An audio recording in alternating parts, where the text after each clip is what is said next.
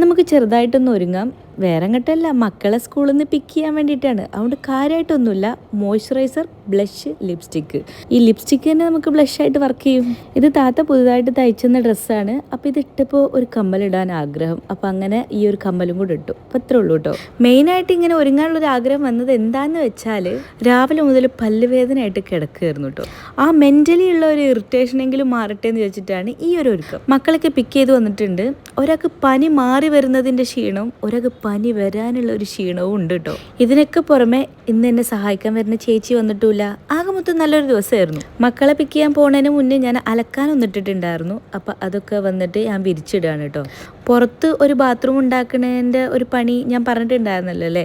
അപ്പോൾ അതിൻ്റെ വർക്ക് നടക്കണോണ്ട് സാധനങ്ങളൊക്കെ അവിടെയും ഇവിടെയൊക്കെ ആയിട്ട് ഇങ്ങനെ മെസ്സായി കിടക്കുന്നുണ്ട്. വിരിച്ചിട്ട് കഴിഞ്ഞപ്പോൾ പിന്നെ ബാത്റൂമിൻ്റെ പണി എന്തായി എന്നൊന്ന് പോയി നോക്കിയതാണ്. ടൈലിൻ്റെ വർക്കൊക്കെ ഏകദേശം ഫുള്ള് കഴിഞ്ഞിട്ടുണ്ട് കേട്ടോ. നല്ല നീറ്റായിട്ടുണ്ട്. ഏകദേശം 2 മാസമായിട്ടോ. ജനുവരി ഫസ്റ്റ് വീക്കിൽ തുടങ്ങിയ പണിയാണ്, ഇതുവരെ കംപ്ലീറ്റ് ആയിട്ടില്ല. എന്നാണ് ഈ ഒരു പണിയൊക്കെ കഴിഞ്ഞ് നമ്മൾ വീട്ടിൽ നിന്ന് പണിക്കാരെ ഒന്ന് ഒഴിവായി കിട്ടുക. പിന്നെ ഞാൻ ഡിഷ് വാഷറിൽ കുറച്ച് പാത്രമൊക്കെ വെച്ചിട്ടുണ്ടായിരുന്നു. അതൊക്കെ ഒന്ന് എടുത്ത് വെക്കുകയാണ് കേട്ടോ. ശരിക്കും പറഞ്ഞാൽ നമ്മൾ കൈകൊണ്ട് കഴുകുന്നതിനേക്കാളും വൃത്തിയാവണത് ഈ ഒരു സാധനത്തിൽ കഴുകുമ്പോഴാണ് കേട്ടോ.